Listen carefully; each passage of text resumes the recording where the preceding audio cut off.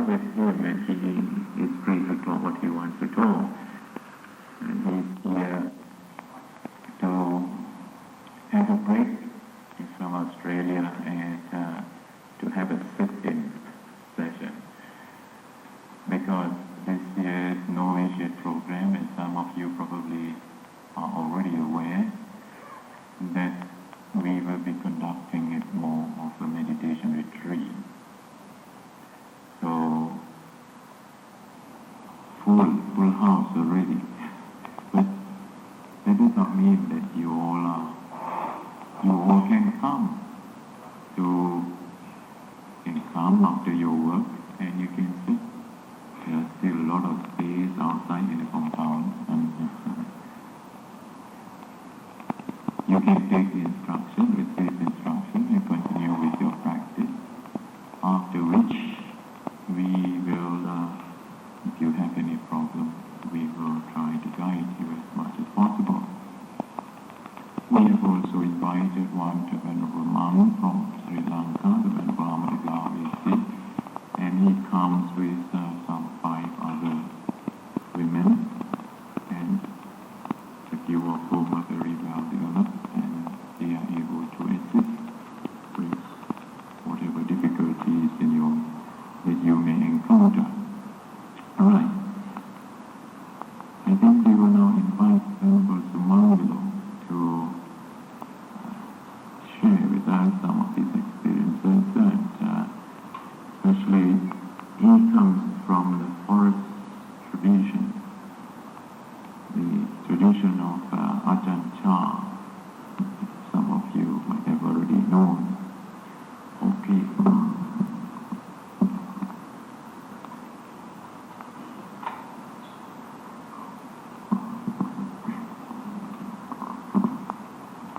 Good evening. Very nice to see everyone here tonight.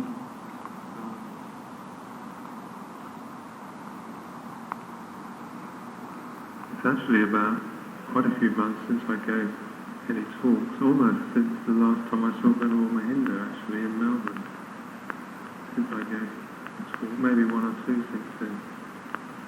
I've just been on the rains retreat, the rainy season retreat, where we all stayed in the monastery, which is the forest monastery. It's 97 acres, and it's quite peaceful.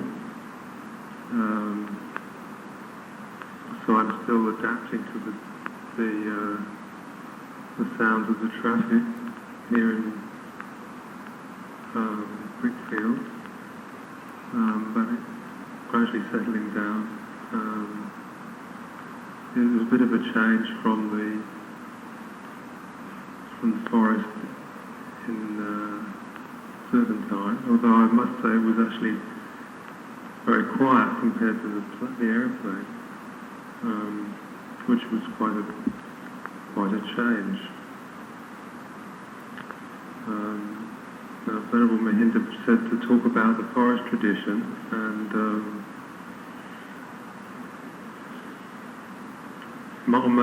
nearly all my teachers up until recently have been from the forest tradition of Thailand, and they were all taught by Ajahn Chah, who you've probably heard of. And one of the instructions that Ajahn Chah gave to his monks when it came to giving a talk was just to empty their mind and not prepare anything to say. So I haven't prepared anything to say, and I don't really know what I'm going to say. So I'm waiting with as much expectation as you are. Perhaps if I should talk for a short time and then ask if there's any questions, because it's always difficult to know exactly why people came here, whether it's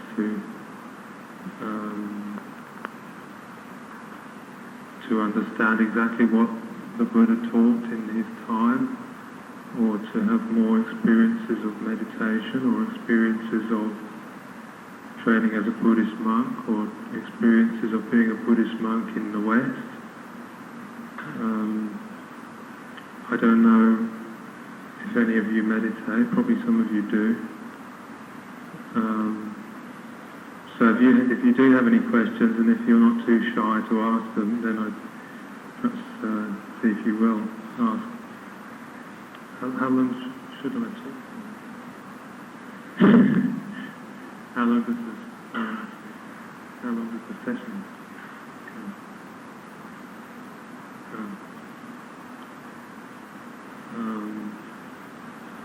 Perhaps if I just start, tell you what my monastic life has been. The first 4.5 years, or nearly 5 years, were in England in 4 different monasteries which were set up by Ajahn Sumangalox, who some of you will have met. I think he came to Kuala Lumpur in February this year.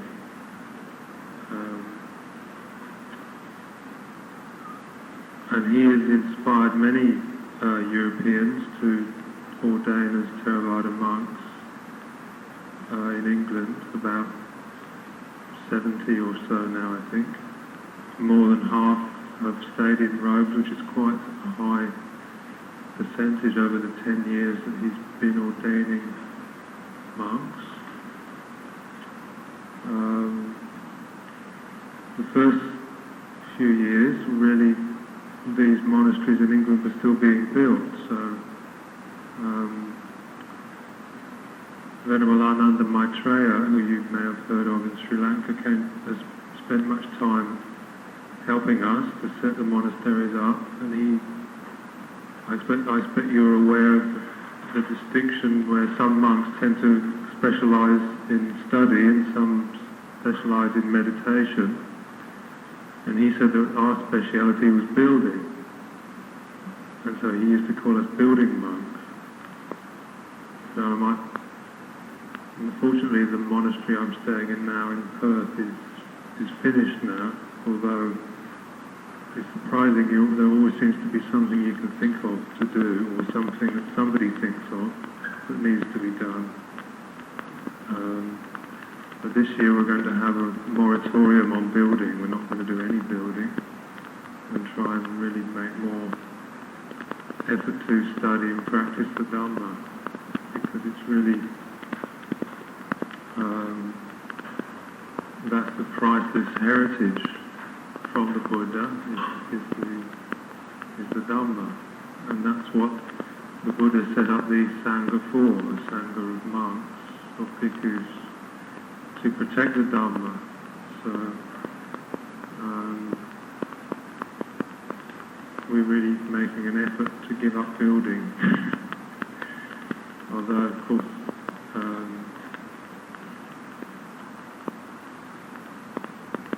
practical work is something one can be mindful of, and it's certainly to be leading a fairly active life in the monasteries means that it does make it, in some ways, it's easier to teach, because one is not leading a very refined life that's very different from the lay people. Because we were building the monasteries, then our life was very much like the lay life, with some busyness, and so you know the kind of the mind that results from busyness, which is a mind that won't settle down when you come to meditate. And so then one of Ajahn Sumangalox's most one of the things he's perhaps famous for, which attracts a lot of disciples to him, is that he will teach a lot about how to practice with the 5 hindrances to meditation. I don't know, those of you who meditate have probably heard of the 5 hindrances that the Buddha taught, the 5 nivaranas. Now, I don't know what kind of Dhamma you usually hear. Maybe you know a lot about the 5 hindrances already. But normally, the 5 hindrances to meditation, which are briefly described as kamacchanda, sensual desire, vyapada, the slight ill will, and then sleepiness of the body or laziness of the mind, and then that's Tinamida, and restlessness and worry, the Uddhacca Kukucha, which sounds like it feels in Pali. And then lastly, this doubt, where we don't really know what we're supposed to be doing when we come to meditate. Now those 5 categories, one can say a lot about those. The Buddha taught those in the context of meditation, and also as a way of reflecting on the problems that our minds create during the day, whatever we do. So in that sense, the 5 hindrances can be a very good subject for meditation. If we use formal meditation to study those 5 categories of problems that arise in the mind, we can start to be more mindful of the problems that arise in our minds during the day. So when we're at work, then we can start to notice what is the difficulty that's arising in my mind now. Why is it that I'm not at ease and just able to settle to what I'm doing? Is there any problem with anybody else, or any problem in my mind? We can start to gain an insight into the problems that our minds create by looking into these 5 groups of, do I want something? Am I desiring something? Is this pushing my mind? Or am I trying to get away from something? Is that what's pushing my mind? Or am I feeling lazy? I can't be bothered. I'd rather go and watch the television instead of meditate, or rather go to bed. Or when I meditate, I just fall asleep because I've been so busy during the day. Or various reasons why we can't be bothered to meditate, or we can't make an effort in something. That's this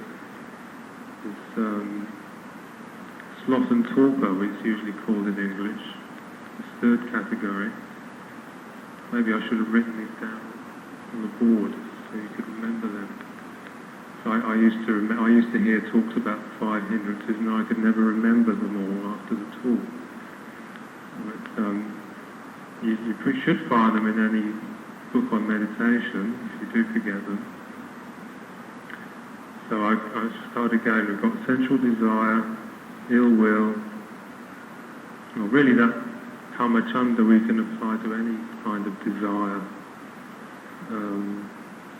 And then 2 kinds of sleepiness. One is when the body's genuinely tired and it's worn out, and one when the mind's just lazy. And then one we call sloth, and the other one we call torpor. Or what are the other words? Laziness or sleepiness. And then there's restlessness and worry. The restlessness is the body, the physical side, and the worry is the mental side. So when we worry about something mentally, you notice it's difficult to sit still. Some part of our body starts twitching. When our mind is in a worried state, then our body can go into a restless state. And sometimes this is the first sign. If we see something our body is doing, like our fingers are twitching in the meditation, or fingers are twitching at any time of day, this may be an indication that there's worry in the mind, and that might be the force that's driving us at the moment. If there's a problem, then maybe it's worry that's creating this problem. If there's a problem at work, if there's a problem with the children, if there's a problem with the parents, if there's a problem with the family, if there's a problem with the dog, or a problem with the car. Sometimes we seem to even affect our car with our mind states. We can make the car restless. And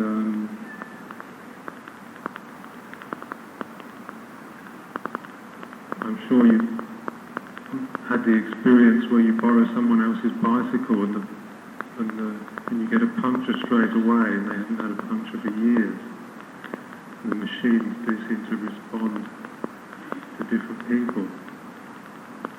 And so if we get into the car with a worried mind, maybe the car goes wrong.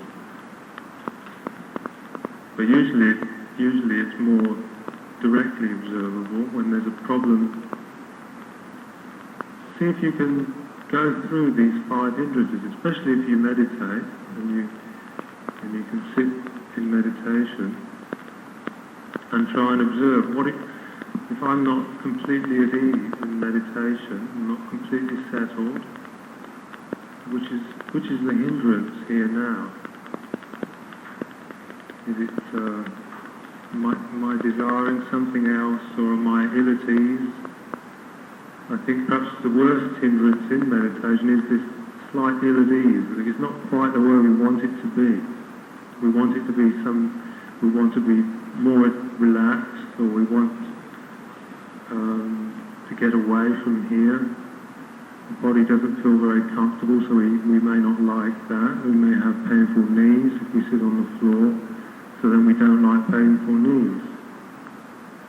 Or we may have a noise going on outside. You just hear the noise. Maybe the children are making a noise. It's very hard for parents to find time to meditate. And then when they do meditate, sometimes the children are making a noise, so you can find this ill will, the second of the 5 hindrances arising in your mind.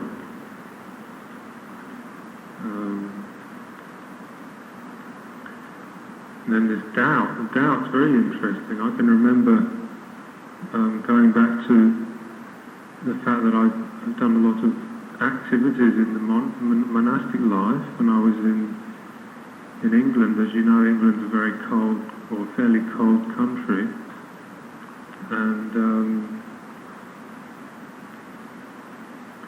we used to use wood. We had a forest in England. Some of you will have seen the book about Chithurst Monastery called Chittaviveka by Ajahn Sumangalox, and you'll know that there's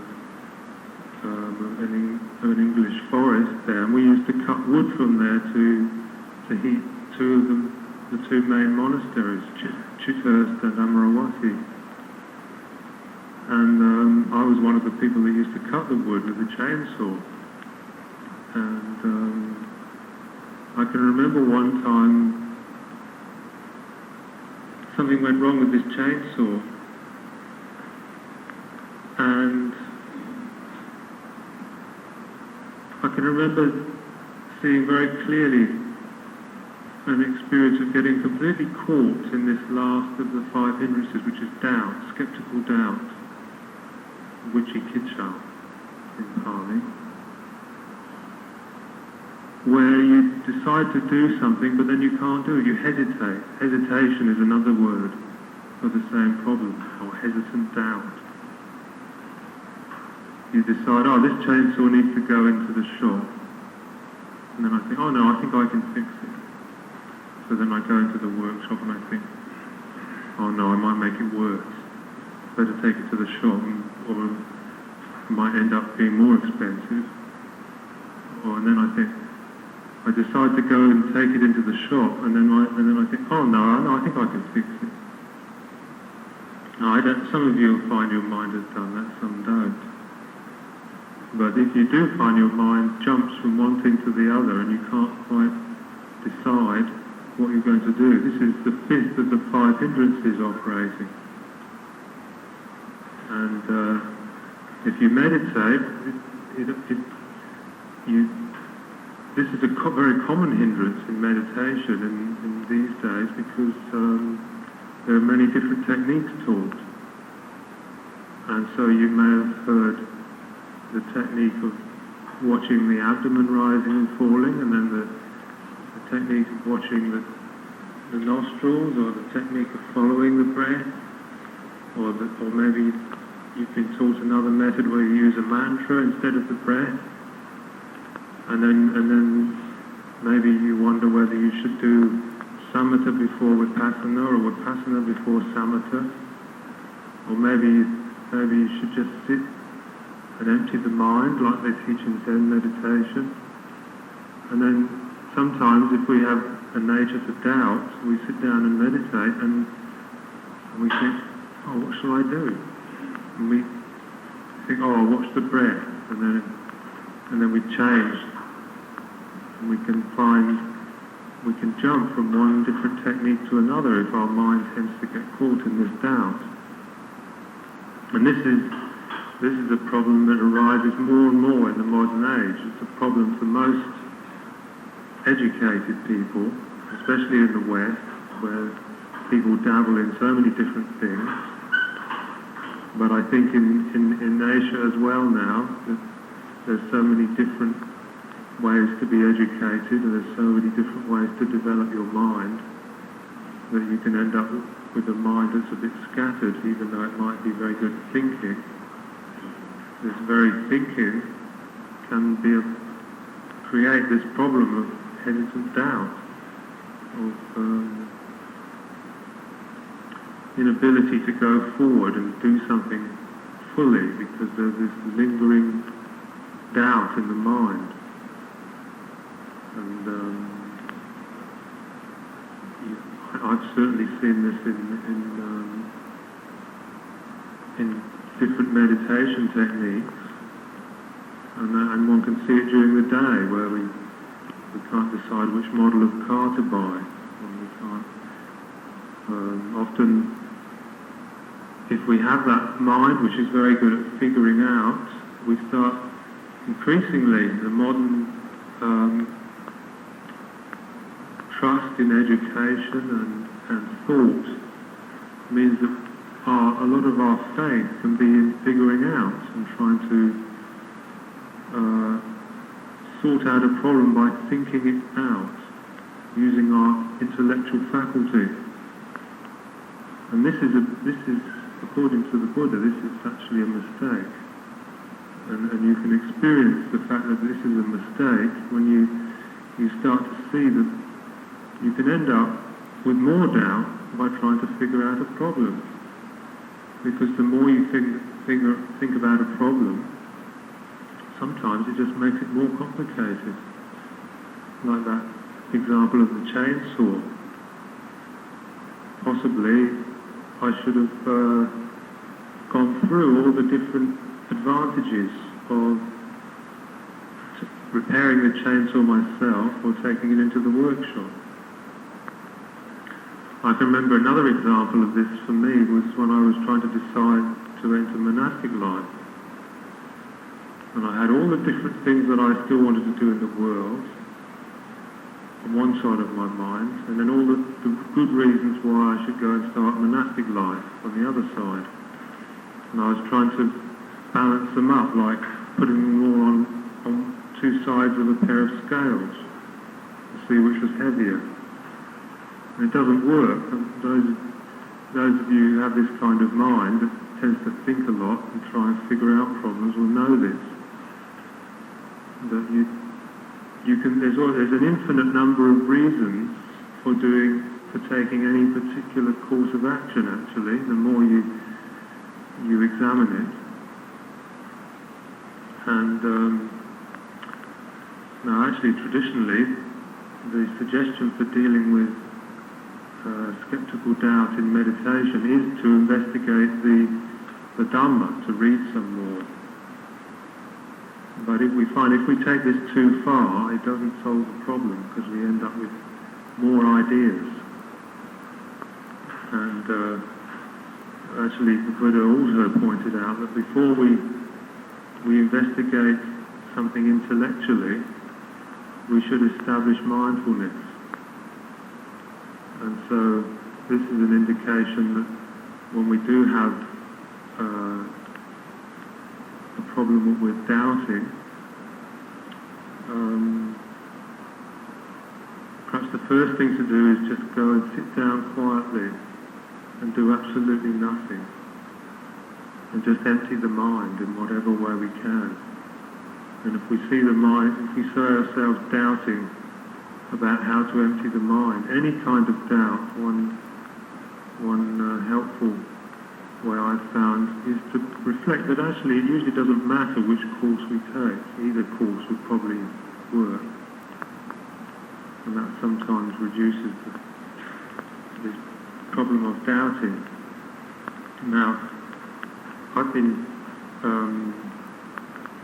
jumping about between these 5 different hindrances,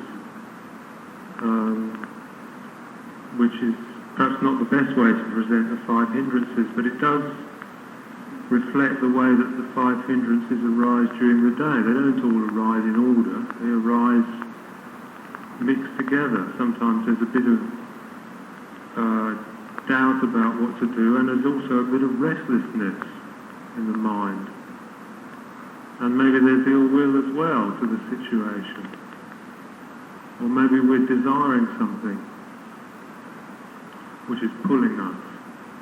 Now, those of us who are educated people tend to think that because we have started to trust thought so much, education tends to make us trust our thoughts instead of our heart.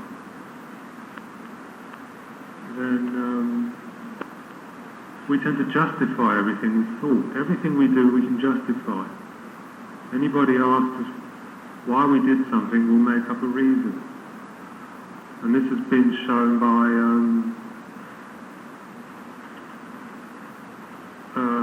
some hypnotic performers, performing hypnotists, have been able to trick someone in their audience. They would hypnotise them to do something silly like scratch their head at a certain time, and they would tell the audience while this person was in the trance, or was hypnotised, that he was going to scratch his head at a certain time. And the hypnotist would hypnotise his subject to scratch his head at a certain stimulus. And then when he came out of his hypnotic trance, he would go and sit down, and then the hypnotist would make the trigger. He would say a certain word that would program this subject to scratch his head at that time, and the man would scratch his head, and then the hypnotherapist would say, "Why did you scratch your head?" And always the person will make up a very convincing reason why they scratched their head at that time. Where that, in actual fact, the reason they scratched their head was because they'd been hypnotised. And this is very much how we tend to lead our lives. Everything that we do, we make up a good reason for it, rather than admitting often we don't really know why we did it. Or it could be that the reason we do something is because we're following one of the 5 hindrances. We're following desire without being honest about it. Or we're following dislike without being honest about it. Or we're following laziness without being honest about it. We go and watch the television set or play with the computer, or I noticed every time I go and visit my parents now, they have another gadget. Even though my parents meditate, the better. I'm quite lucky in that respect when I go to visit them. They're fairly peaceful. But still, every time I go and see them, they've got a new gadget. They've got a computer. And there's always a good reason to have the computer. And they actually got rid of their television set for a while after when they started meditating, but now they've got it back again. And now I found that a month ago they bought a video recorder for it. And it's quite impressive that they put it off so long. Most people in Australia now have already got video recorders. And now they've got one as well, and they've got a very good reason, of course. And we have very good reasons for all the things we do to distract ourselves and to entertain ourselves, to fill our minds up with different ways of entertainment, of having a new car, or having a new computer game or a new... you can probably make a better list than me. You know what your distractions are. This is part of the path of coming to know our minds, is to know how do we distract ourselves. And this is partly out of laziness, that we don't just want to be with our minds, or it's partly out of restlessness. So actually I think that's probably long enough. I hope this has been of some interest or some use. I've ended up talking much about my own way of reflecting on the mind and the problems one's mind creates. And if you can take away that group, many of the teachings that the Buddha gave are just very simple groupings, like the 5 khandhas or the 5 faculties of the 5 spiritual faculties, or the 3 characteristics of existence. So we take these little groups and use them to divide up our experience into a more understandable form. And so if you want to try and reflect on your life and on your meditation, try going through those 5 hindrances. You can go through them in the meditation and see whether you can see which one is operating during your day and during your meditation, if you do meditate. And this is one way that I have come to reflect on the Buddha's teachings, is to actually use one's thoughts to try and make the Buddha's teaching practical to our daily life, and to try and analyse what's going on in our life, to start to have some insight into what drives us during the day and during our meditation. So I'll hand back to Venerable Mahinda. I think I've gone on plenty of time. I don't think I've left any time for questions.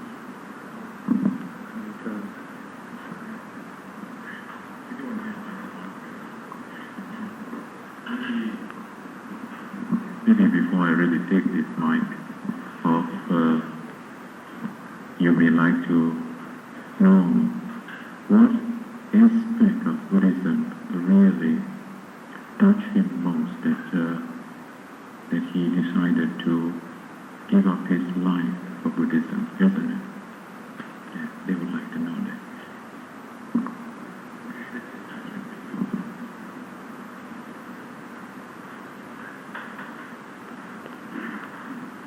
I think I probably would give a different answer every time you ask me, because there's lots of reasons.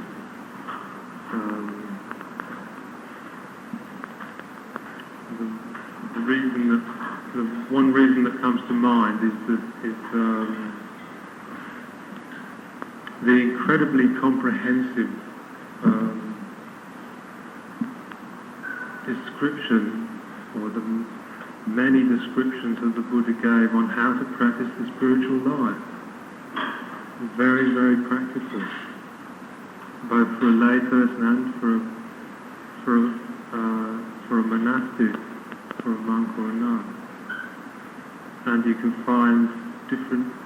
I really would encourage everyone to take a risk and start, if you never have looked at the discourses of the Buddha, actually look at the word of the Buddha translated into your own language, or into, whether it's English. Try and go back, try and look at some of the original discourses that the Buddha gave, and you may be surprised how strongly that they resonate with your mind, how clear they are. If they've been translated by a good translator, like I think Venerable Dhammika's book daily readings is a very good example. Venerable Mahinda will know which ones are available here, which books. But just the practicalness, and perhaps the other reason I'd give is that I met a Buddhist monk, a Western monk, a New Zealand monk, who there was something about him that he wasn't wobbling. He was more, I felt that he'd found some way of training himself. And that's really what attracted me to take the risk and try this, to go into the training of a Buddhist monk, was seeing that someone else was doing it. And actually when I first heard that I would give this talk, that's what I was going to talk about. Was about the benefits of taking on the monk's training. It's like putting up an umbrella. It doesn't just, it's like a very big umbrella. It doesn't just protect you, it protects everybody in the Buddhist world. And, but I won't now because I've gone on long enough.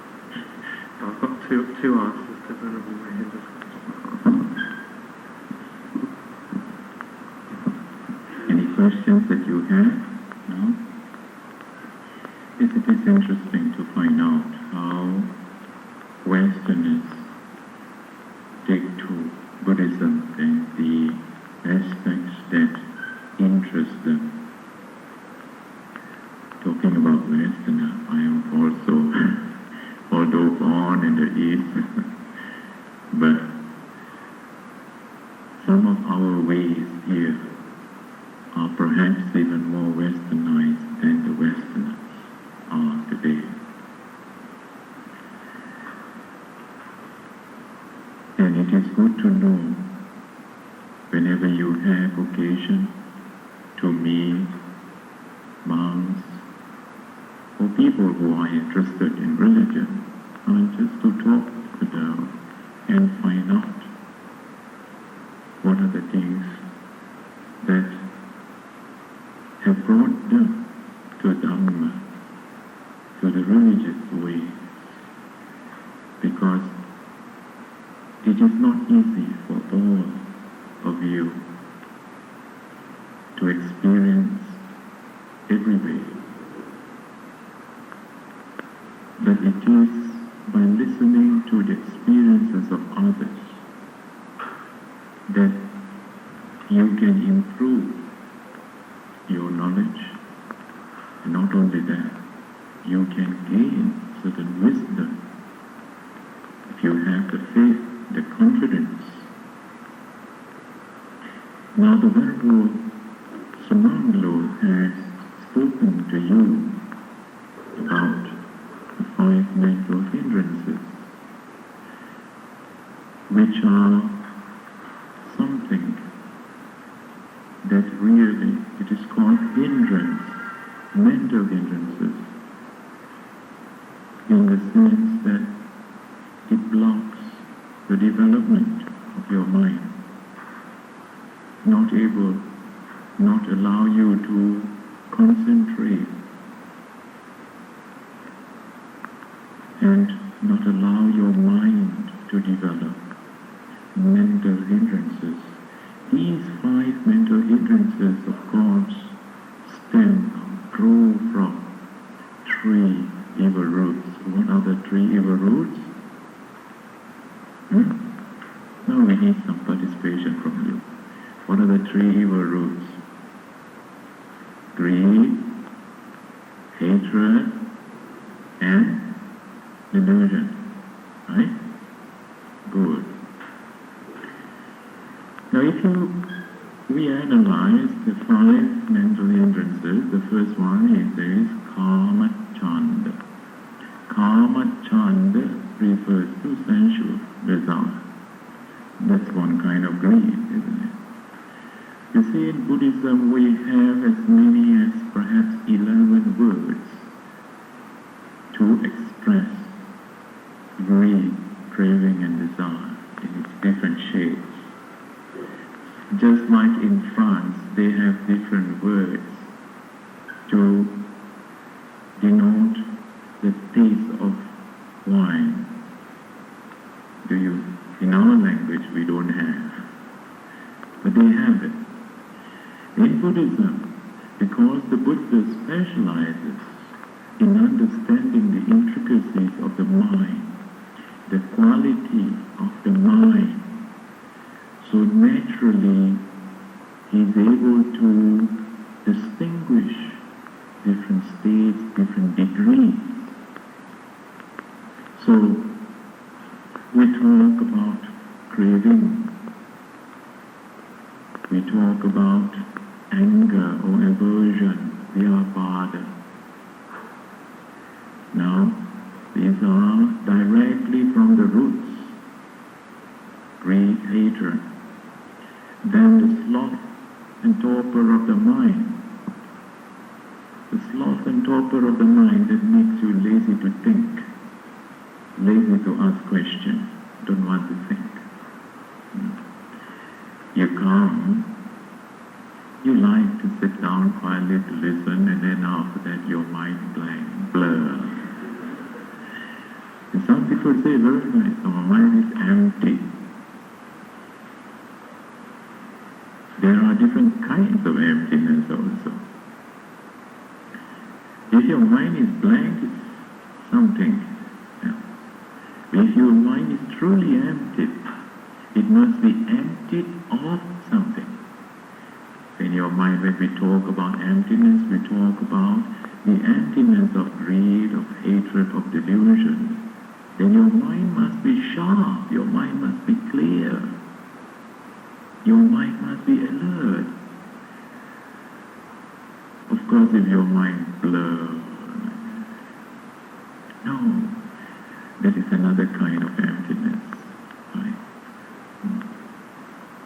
So, that sloth and torpor, conditioned by what? Conditioned by delusion, deluded state of mind. When the mind sometimes cannot understand, we also become blurred. Right? And how does delusion arise? How does the confused state arise? Confused state of mind arise? You know how?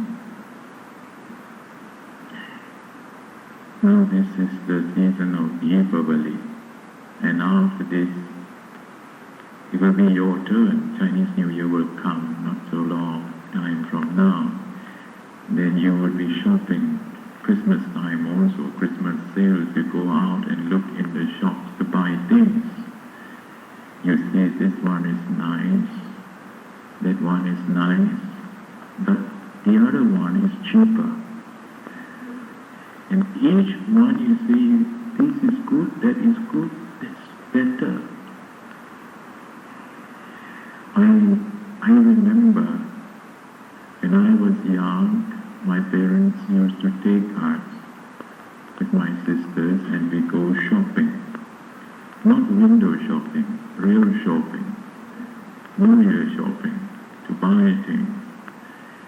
And I remember how my sisters were very clever to choose things. This one good, that one good, this one good. And then start bargaining, and ended up not buying anything. Sometimes, and sometimes they get, I observe this. I observe how they get angry. Sometimes father got very angry because you go to and fro, and cannot decide. I just follow. I don't buy. I learn. After following this kind of trip, I learn a lesson. And I remember, after following those, after that, anytime they say, want to go shopping, I say, leave me out. I'm not going. If I want to go shopping, I will know what I want. Exactly what I want, and how much I can afford. Just go to the shop, pinpoint this one, right? Yes, okay. It's within my budget, I'll take, I don't care. That's it. No problem. And it is this craving, it is this desire, wanting this. Like and dislike here. Make your mind confused, isn't it? You can get confusion through craving, through many thoughts. You can get confusion through anger too. When you get angry, you cannot think. You do not know what to do. So remember, these are something that they are very simple things. Greed, hatred, delusion, you must have heard 100, maybe 1,000 times. And read it again and again. But how does it relate? How do you relate this Dhamma to your life?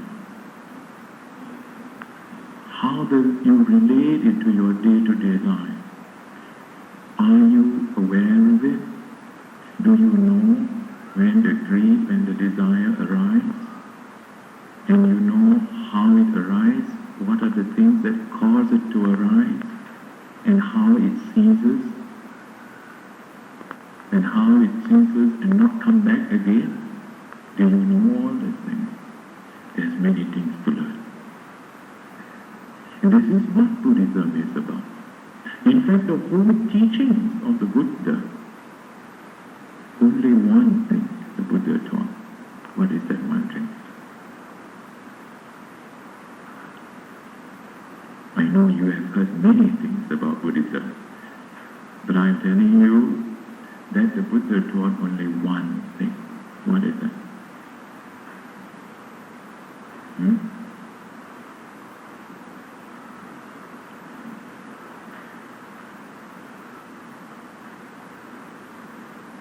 Okay, two things. I increase for you. Actually, the Buddha says he only taught, he teaches, his whole teachings teach you what dukkha is and how to overcome dukkha, what suffering is and how to overcome suffering. You realize that? Are you suffering? You have dukkha? No. No? Yes? Not sure. Which one? How many of you say, yes, suffering? Oh, not bad. How many no suffering? How many not sure? Oh. Look again and see. It is why, fundamentally, that means many of you still don't understand this Dhamma with regards to dukkha, suffering. We use the word English, the English word suffering, but it is more than that. So, I will explain to you meaning of dukkha and how you can overcome dukkha. This is what the Buddha taught. Everything else that goes under the name of Buddhism, there are various kinds of rites, rituals and ceremonies and whatnot. But the real message, the real teachings of the Buddha only helps one how to overcome conflict, problems within oneself and others, and how to live peacefully. What is dukkha? Now, the Buddha has explained dukkha in this manner. Jatiti dukkham, jarapi dukkham, vyaditi dukkham, maranampi dukkham. What is that? Jatiti dukkham, birth is suffering. You realize that now? Birth is suffering. Jarapi dukkham, decay and old age. Old age suffering.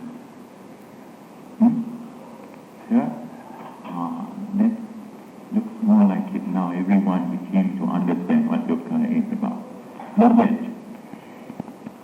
Vyavadati dukkha, sickness, illness is suffering.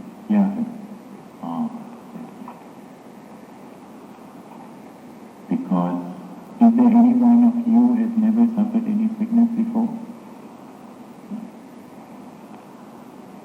During the time of the Buddha, there's one monk who was very healthy. He had only one sickness. That happens only once a year. You know what it is? What is that? You have not heard. Once a year he would sneeze.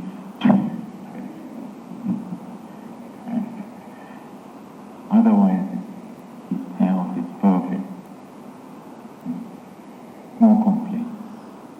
But all others are subject to suffering, sicknesses from there. Then death, dukkha. You realize this one? So, birth, old age, sickness and death. This is something that you can see. The Buddha explains it in a manner for all the simple people, men in the street, men and women in the street to understand.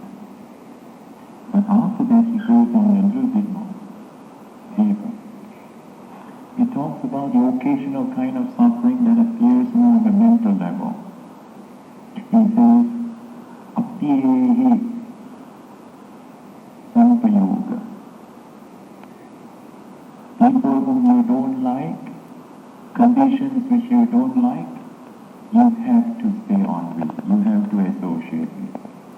You have to associate with people whom you don't like. Maybe at first you like and later you don't like.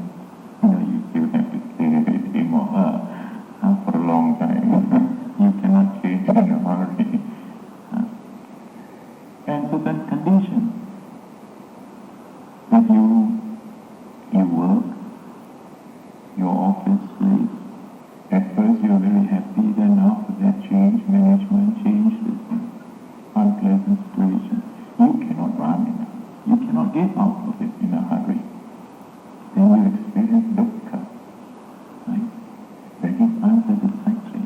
Understand that. Then, iyehi vippayoga.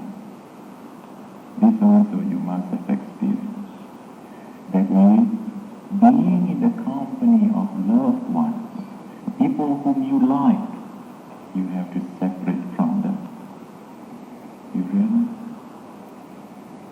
Sooner or later, if you have not separated, you were taught this. One day, sooner or later, we have to separate from one another. Then, conditions that you like, one day you have to separate from them. Now, many of you are bringing up children, now big. One day you have to send them for further education, go to university and then leave you at home by yourself. Dukkha. Now this is another dukkha. Another one, yam picchamna lavati tampi dukkha. You expect something, you wish for something, but you don't get it.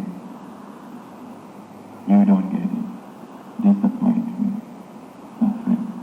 So these things you can understand clearly. But what I want to impress in you tonight, before you go back, is this. Sankittena panchupadana kanda dukkha. This is very important, brothers and sisters. Many of you who have come to listen to Dhamma, at a surface level you understand. Now this is what, and this is how the Buddha defines dukkha, which we use the word suffering or unsatisfactoriness. The more profound meaning of the term dukkha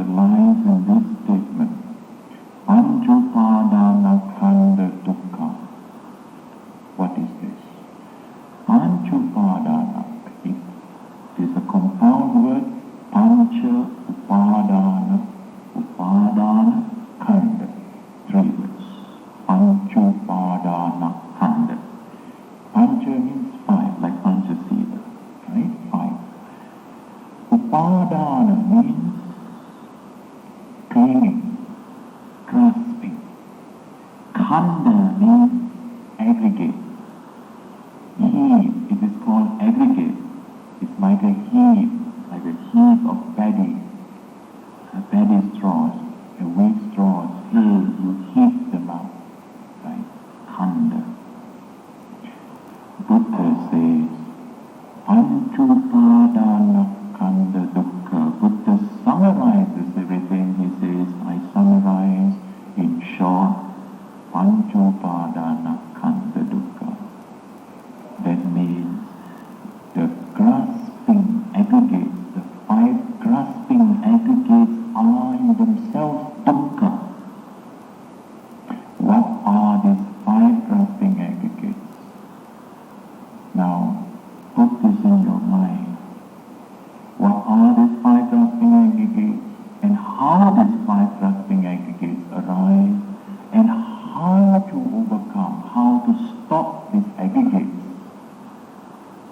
how to give up and not grasp these 5 aggregates. This is something that we have to learn.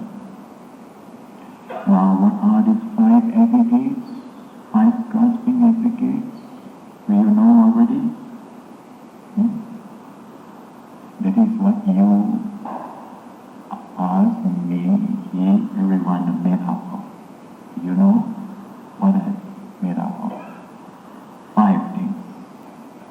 Rupa, Vedana, Sanya, Sankara, Vijnana. Can you remember? 5. First one is Rupa.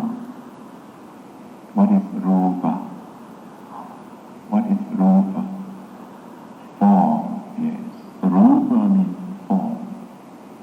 Sometimes interpreted as body, sometimes matter, sometimes corporeality, big word.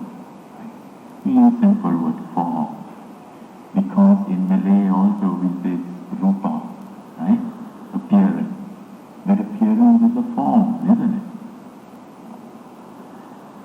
But we have to understand form.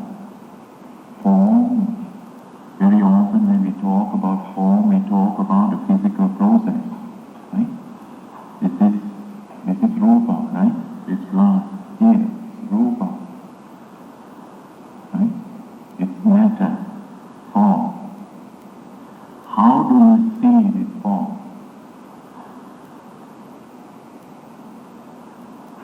How do you see, how do you know this glass? Through what? Through what? Only your eyes? No. Some people have eyes, but cannot see. Not only that, when this object, this form comes into contact with your eye, then the eye consciousness arises. Then the thought arises. It is that thought that tells you there's a glass and it's half full like that. You know, and whatever dream you perceive. So that's what, that is how you perceive, that's how you see this glass. Through your thought process. And that glass that appears in your mind, in the thought, is it not matter? It is converted to matter, isn't it? So that is why we use the word form. Form can be external, internal form.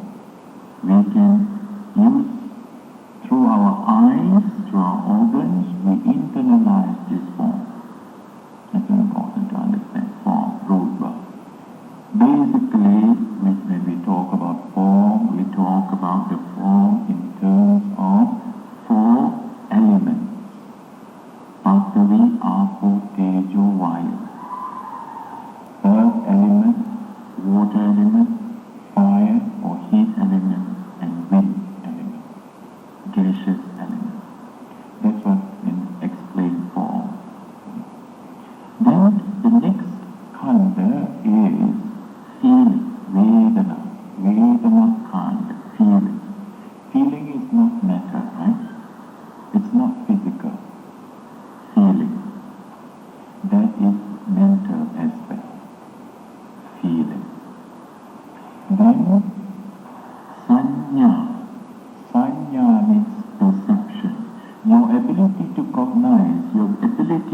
to remember memory, and we're able to cognize things, recognize. You can recognize certain sounds, you can recognize somebody's voice, you can recognize the face of some people. Then that is sanya, right?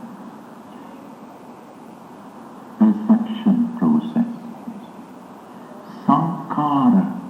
Sankhara is mental formations, thoughts, ideas, concepts in the mind. Sankhara. Volitionary activities in the mind. They are sankharas. Vijnana, consciousness process.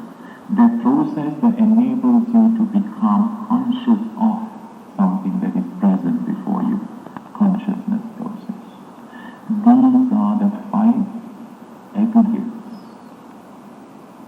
But these 5 aggregates, they are delusion.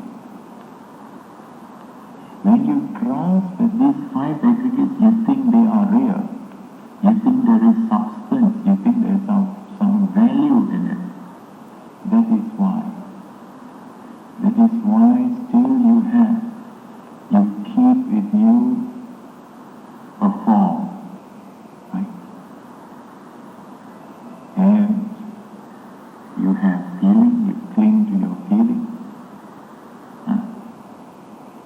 When your body is painful, some pain around somewhere, you cling onto it. Pain, my pain. But if you learn, it's just a feeling process. If there's no grasping, there's just feeling. But if you don't accept it, you just feel and come and go. It's because there's grasping, then you experience very painful sensations.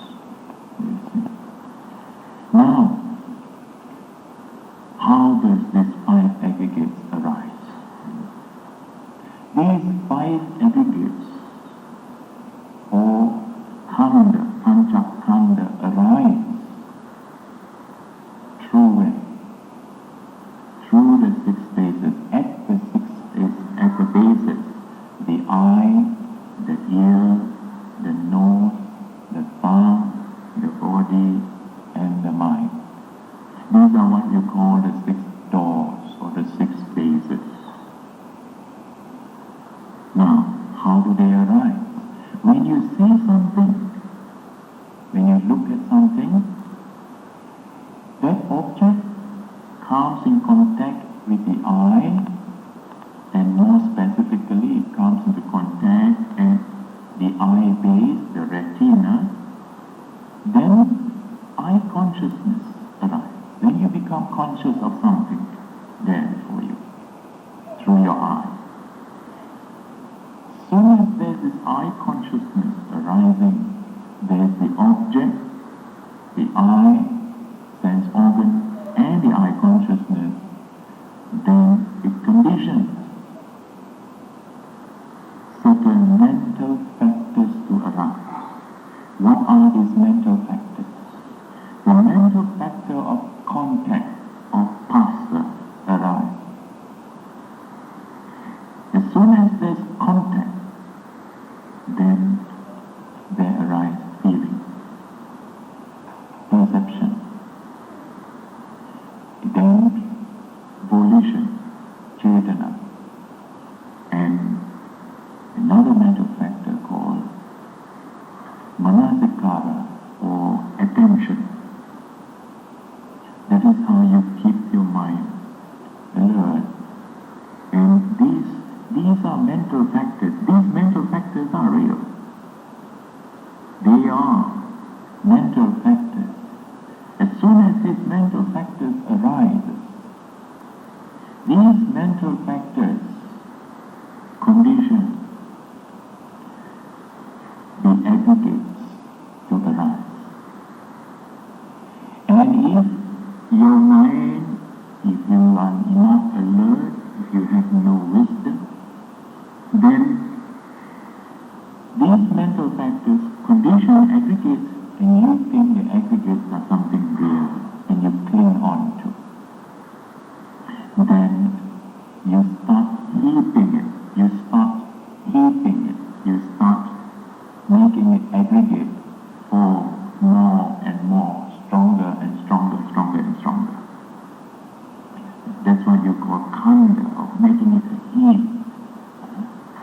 Maybe, some of you have no time to wash your clothes, you heap your clothes one after another, like that. And that's hard. Feeling also, if you cling on to feeling, it becomes a heap, more and more, more and more. So, it is through these sense spaces, through the eye. When I see something, eye consciousness arises, there's contact.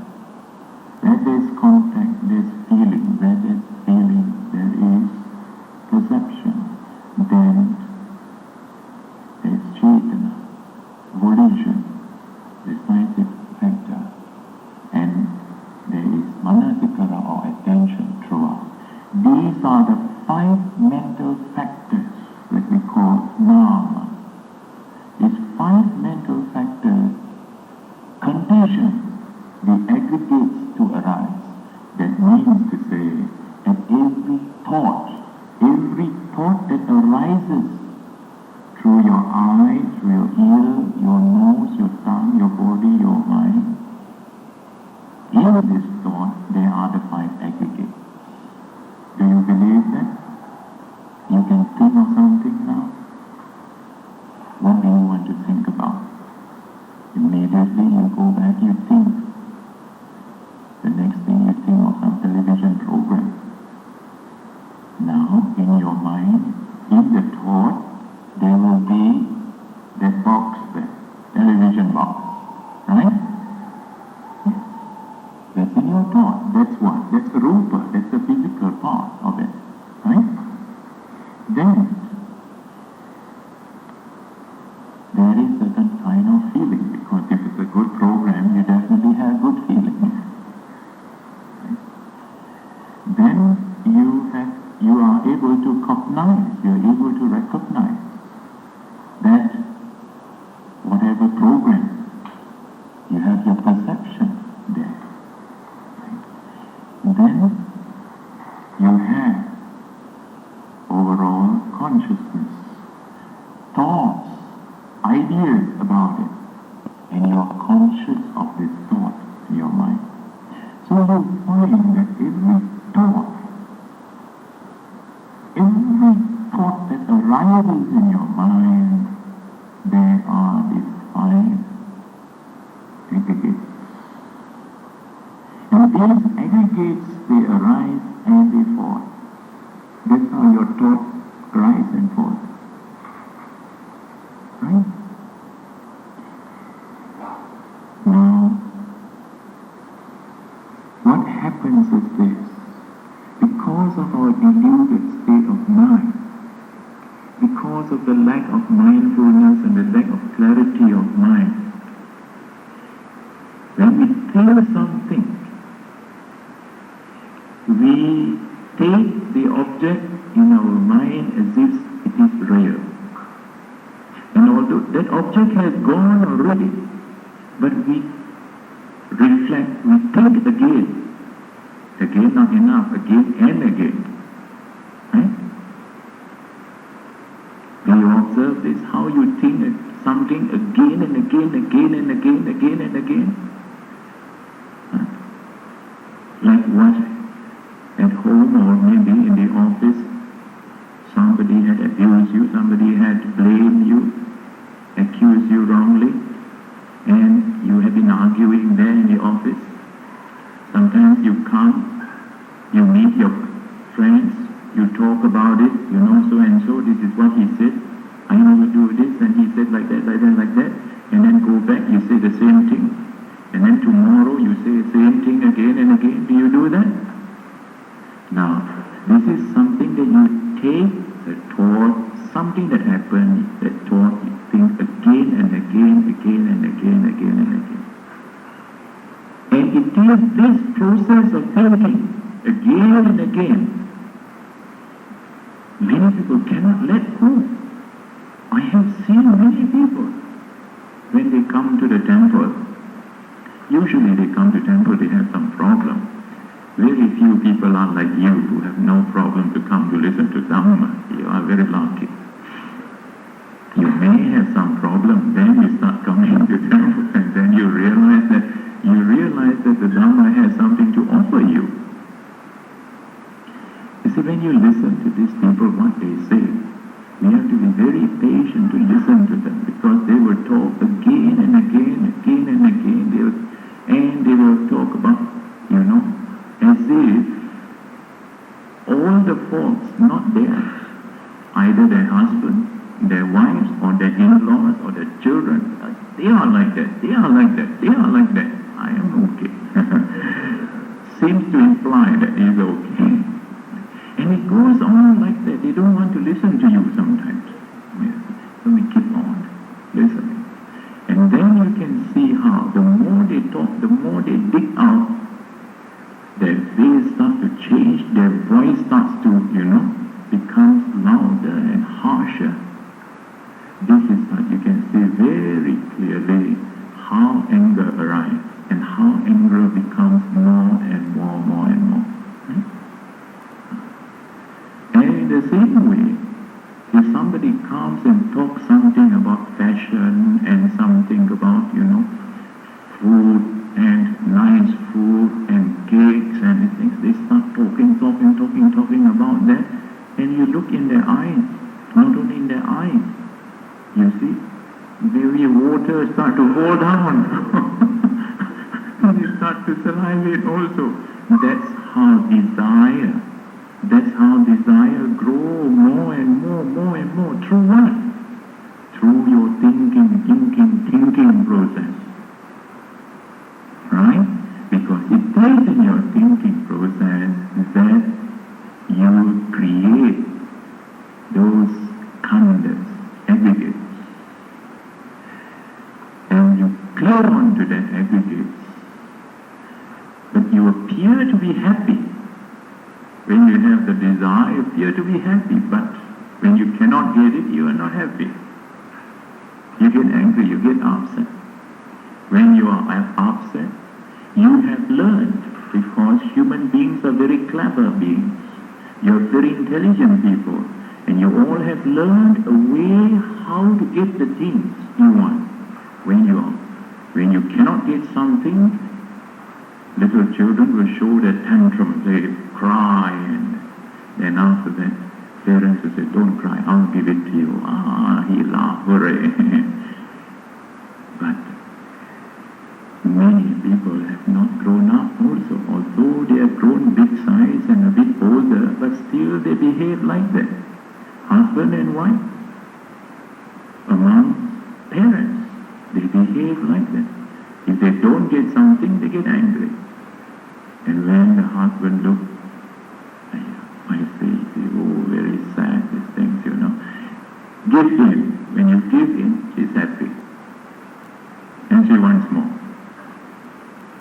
When you cannot give more, then not happy. You see how this is the thing that you have to observe. Then you can understand what the Dhamma is about. How anger arises and how craving arises. By the thinking. So, we must know how these thoughts arise. And when these thoughts arise, these are the 5 aggregates that arises. And what is the value of these 5 aggregates? This is what the Buddha has said. The Buddha compares, he gives an analogy, comparison. He compares the rupa khandha, rupa, form, as foam. You know what foam? F-O-A-M, foam. He compares like a foam. Foam is something that is not durable. Something that decomposes very quickly. Then feeling process Vedana. Buddha compares Vedana as bubble. You know bubble? When it rains, falls down to the drain, you see bubble like that. How long does it last? It doesn't last. It's not a lasting thing. No value there. The bubble. Then, sanyakanda, perception. The Buddha compares perception as per mirage. You know what a mirage is? You drive on a hot day, you find in front of you, the road, you find there's water in front of you. As you go closer, there's no water. Mirage. That is what perception is about. Buddha compares. Sankara, the thoughts, ideas that arise in your mind. The Buddha compares that to a banana tree. You know banana tree? You know why compares banana tree? You remove the sheath of the banana tree one by one, layer by layer, layer by layer. What do you find in the middle?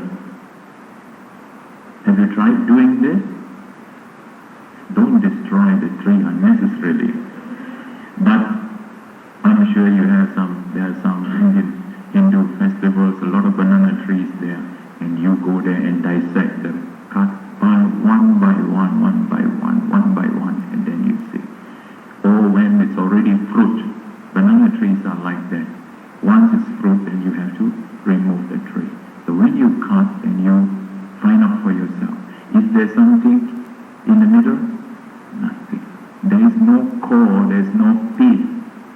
This is what the Buddha says. All these ideas, these thoughts and these things, there's no substance in it. Then what about vijnana, consciousness? Buddha says consciousness is like a conjurer, like a magician. You know magician? That can trick people. Consciousness is like that. So the Buddha does not place any value whatsoever on these five aggregates. And this is what? It's just that these five aggregates you have to realize they have a reason in the mind. They are created, they are mental creations. That's all. It arises and ceases. That's it. If you can realize this, then you can train your mind. You will be able to silence your mind. You'll be able to control your thoughts. You'll be able to stop any random thoughts. If you can stop your random thinking, then you can stop craving. You can stop anger. This is what the Buddha taught. Buddha taught a way, a method, a technique, a path, how to overcome suffering. How to overcome suffering? Buddha says, what is the cause of suffering? To overcome suffering, you must know the cause. What is the cause? The cause lies in desire. How does this desire arise? This desire arises through your thinking and thinking and thinking and thinking. The more you think, the more desire arises. Right? So if you can stop that random thinking, that distracted thinking, you see, you can think perfectly alright, but think and that's all. And stop from there, don't think and think and think and think again. If you see something, that's it. Seeing, enough. Don't think some more. Right? If you hear something, hear it, finish. If you can train your mind like that, then very quickly you will overcome all suffering. This is what the Buddha taught to Bahir. You know, Bahir. The Buddha realized he was a learned man, but he did not have much time to live. Buddha saw that. He asked the Buddha, can you please tell me? Buddha was going on arms round. Normally, Buddha would not teach when he is going on arms round. But Buddha took compassion, had compassion on him. Because Buddha realized that his span of life is coming to an end. So the Buddha taught him how to practice. Buddha said, it's very simple. Bahir, when you see, just see. When you hear, just hear. When you smell, just smell. When you taste, just taste. When you touch or feel, just feel.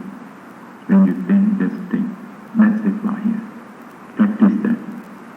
He practiced that. And when the Buddha returned from his arms round with his disciples, they saw Bahir on the roadside, gored by a bull. A bull had charged and attacked, and Bahir is dead. Then the Buddha told the disciples and said, carry his body, bring it to the monastery. They said, why? Buddha says, he is an arahant. He is a perfected one. He has perfected his mind. His mind is freed from all defilements. Because at the point when he practices this Dhamma in your mind, right, the Dhamma that is in the mind, because when he sees, he just seeing, nothing. If something he feels, he's feeling, nothing. But can you do that? When something happens to you, if a cow or a bull come and chase you, you see the bull. And you start imagining things as though you start to run. And if you happen to fall down, and if the bull comes, you see a little bit blood, you start to think. You think of what? You think of your family members. You think of your motor car. You think of your house. You think of your work. So many things you think about. How can you die peacefully?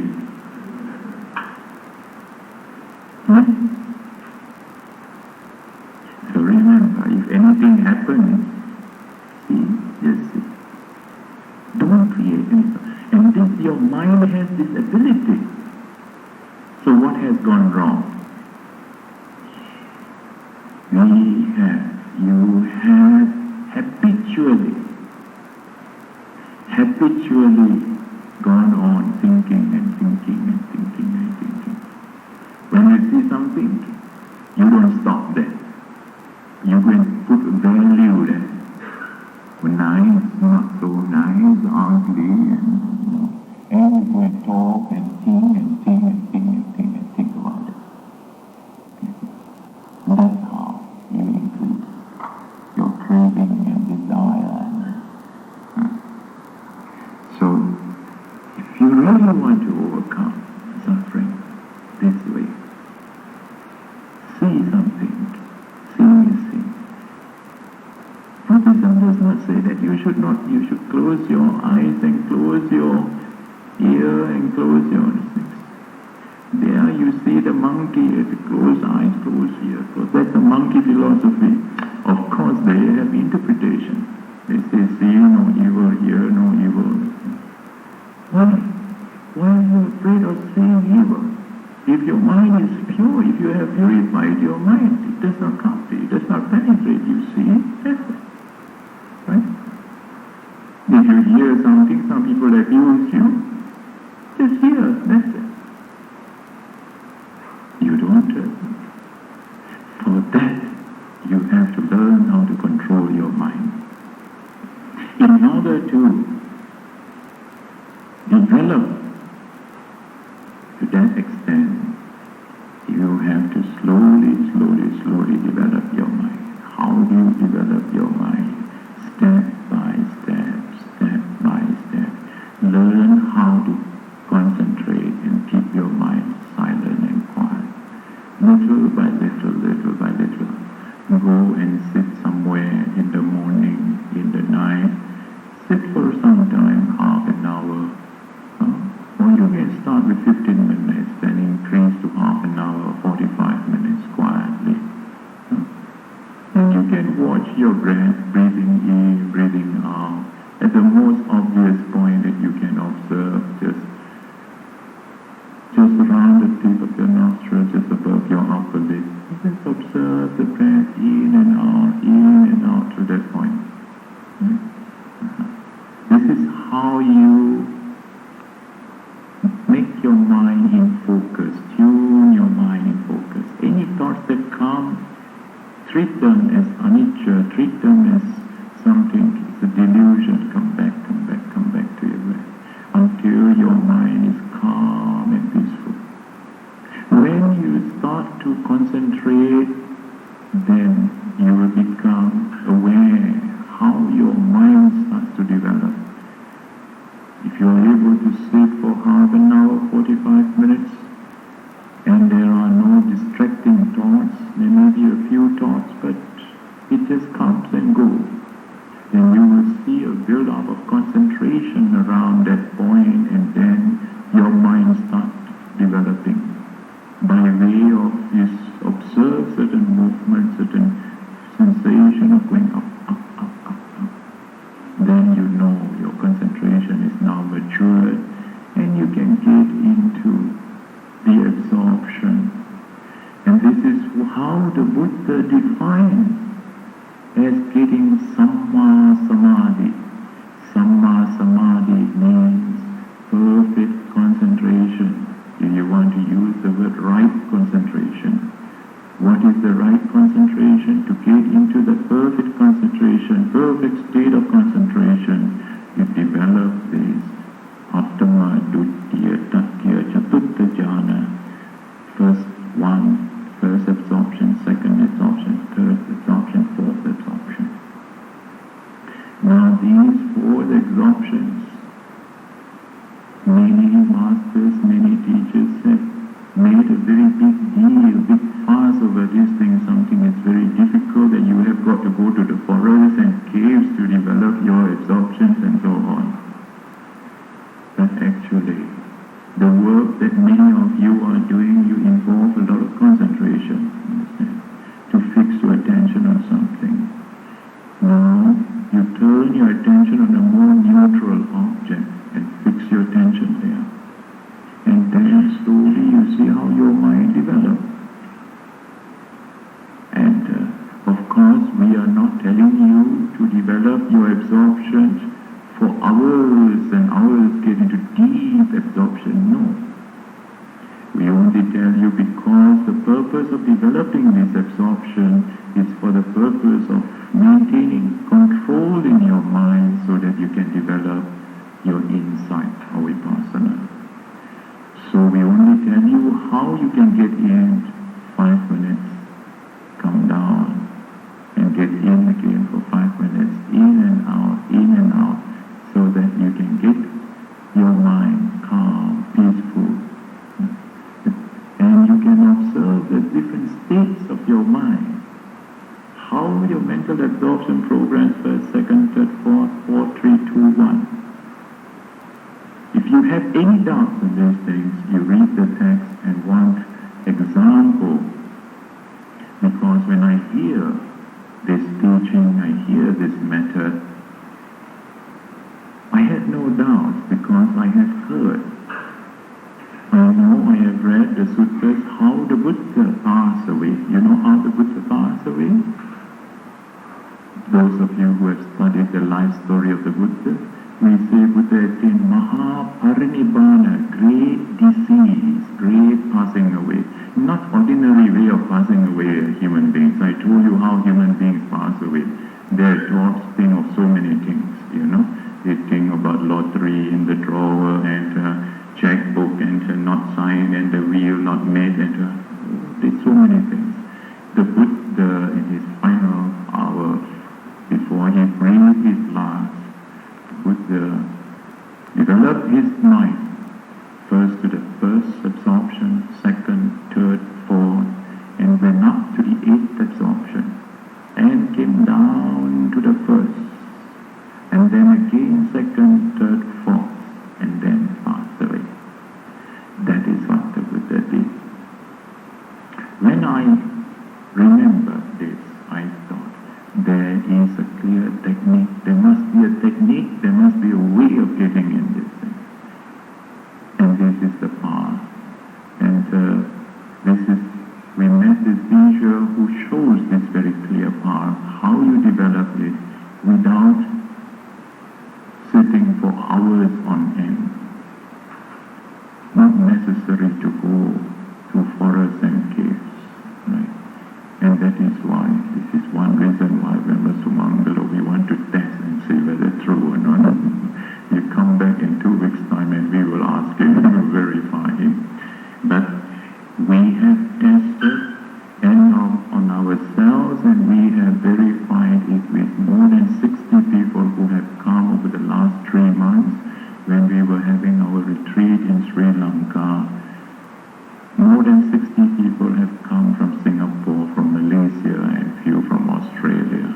They all have tested it within a period of 2 weeks, 3 weeks, 1 month, and they all have developed to the various heights and various degrees of their minds. And upon developing these jhanas, 1, 2, 3, 4, 4, 3, 2, 1, and a normal level, then they go on to develop their vipassana. By now, there is not a touch and go method. It is something that you have trained your mind to. Your mind becomes very calm and serene, and you can see things, you can penetrate things very clearly. You can see the characteristics of existence. Then you can see your mind. And this is how, by watching the mind and body, by watching cause and effect, by watching rising and falling, this will lead you to the stream. This lead you to the path whereby it's assured of. Nibbana is assured. Nibbana is not all that very, very far away. Nibbana is where your mind is free from craving. Where there is no craving, you have coolness, you feel cool and calm and quiet. There is no hotness in you now, you become cool.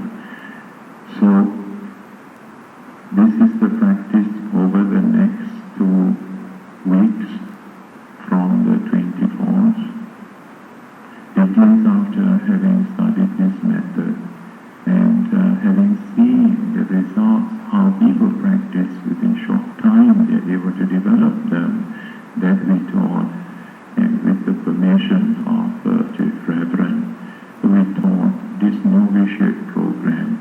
We give them the opportunity, all those who participate in this novitiate program, we give them this opportunity to train their minds and so that they will bear the testimonies that they are able to control their minds, their own minds, and be able to overcome various degrees of their craving and anger. So, if you want to ask your parents permission to practice, don't tell them you want to come and meditate, because meditation is such a big word, sometimes it becomes so corrupted and so on. So you tell them, please give me permission to go and practice so that I can overcome my anger. He says, go. You want to stay for how long you can stay? Yes. Because it is true. If you can overcome your anger, you overcome. You can overcome desire, you overcome your anger. If you can control your thoughts, you can control your anger. And this is what we try to teach, right? So first to know yourself. In summary, I will say that the whole teaching teachings of the Buddha is for the purpose of helping us to understand ourselves first. If you don't understand yourself, you don't understand the nature of what you are, you cannot understand others. Even those very close to you, your brothers, sisters, your husband, wife, you won't be able to understand them. Not being able to understand them, you cannot live in peace and harmony with them. If you don't understand yourself, your own mind and body, difficult to live in peace within. This body and mind have all kinds of conflicts. Your body want to be here, your mind want to be somewhere else. Right? Conflict, conflict, conflict. So learn how to train and tame your mind. And this is the path. The path which the Buddha taught is a very straight path. So, no mumbo jumbos, no rituals, no ceremonies will put you in there. Only thing is sometimes we have to make you sit for a bit longer time. That's right. Of course, when you are tired, we'll make you walk. Sit and walk, that's all. So, this year, I think that because the building is still not ready, so we still have to limit our intake, and we have almost doubled